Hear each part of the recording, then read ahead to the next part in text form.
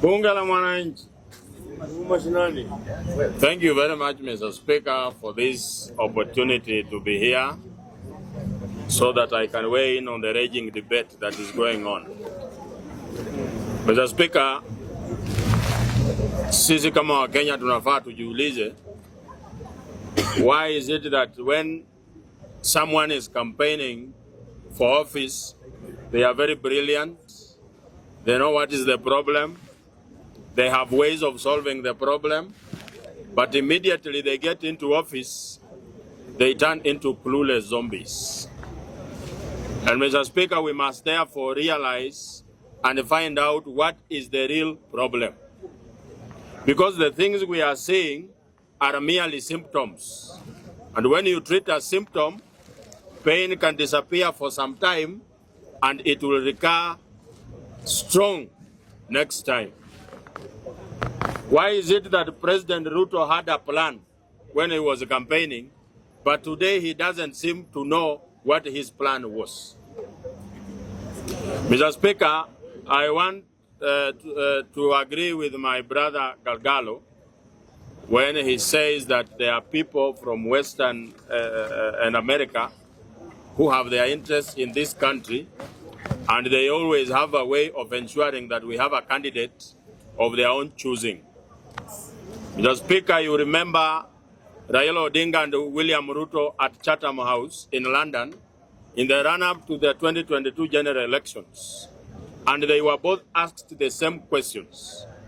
And the way the two candidates were answering questions, William Ruto qualified to become the president of this country because he did not provide any solution to the problems we are having. I remember when he was asked about dealing with the Kenyan problem, President Ruto's solution to our problem was to strengthen democracy by empowering the opposition. He said that he will make sure that during his presidency, we will have a robust opposition. How does that help you and me? As compared to candidate Raila Odinga, when he was asked about his remedy to the economic problems we have, he talked about one county, one product. That every county has at least one raw material that when well harnessed, we can get our own revenue from there. And he specifically mentioned that as a country we have been depending on aid and grants instead of trade and development and investment.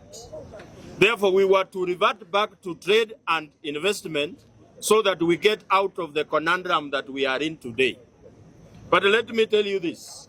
When you talk about stopping importation of second-hand clothes, what is the resultant effect to Europe and America? Go and check how much money European Union makes from Africa by selling to us second-hand clothes. So when Raila Odinga said that he will stop importing clothes, second-hand clothes, it was a red flag for them. Because by bringing second-hand clothes here, they are dealing with two problems at once. The first problem is they are dealing with the waste management.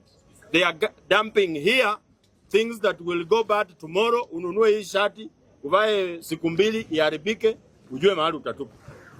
Wao huko kwao wanataka kuvaa nguo mzuri. So it's economic.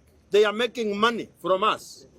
You saw the report the other day that the European Union made $540 million from cancelled visas from Africans. Why is it that you are applying for visas? Because the problem is at home. There are no jobs. So you have to apply for a visa to go to Germany. When I cancel, lakini pesa yako washachukua. So that is why as Africans we keep on having clueless leaders who are a safe pair of hands to people who are benefiting from the mess that we are in as a continent and as a country. That's why today, one, I am very angry with the report BBC brought here, and two, I know that BBC cannot be a solution to the Kenyan problem. The only solution to the Kenyan problem is us ourselves deciding that we must take responsibility that we must vote for people who have an interest of working for us. If you are going to vote for a person just because you share an ancestry with them, then you have a problem. And we have identified that there are people we cannot trust.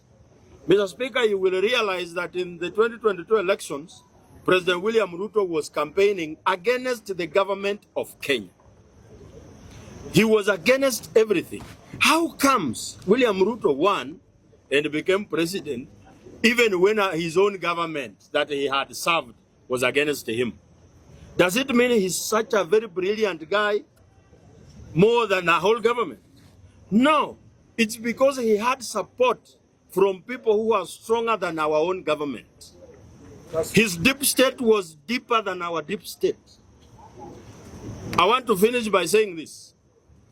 On the day they announced that William Ruto is the president-elect at Bomas of Kenya, earlier that day, America and Europe had issued a travel advisory telling Kenyans, telling Americans and Europeans that we ukiwa Kisumu, toka. Ukiwa Mathare, toka. Ukiwa Kibra, toka. Because chaos zinaweza tokea, wangwana waanze kurusha mawe. But we had one American and one European at Bomas. However chaotic the place was, they never left. Meg Whitman and the commissioner from Britain. Na ilikuwa inakaa volatile pale Bomas mpaka rungu zilikuwa zinatembea, Chebukati anapapaswa kwa kipara. Why is it that Meg Whitman did not leave?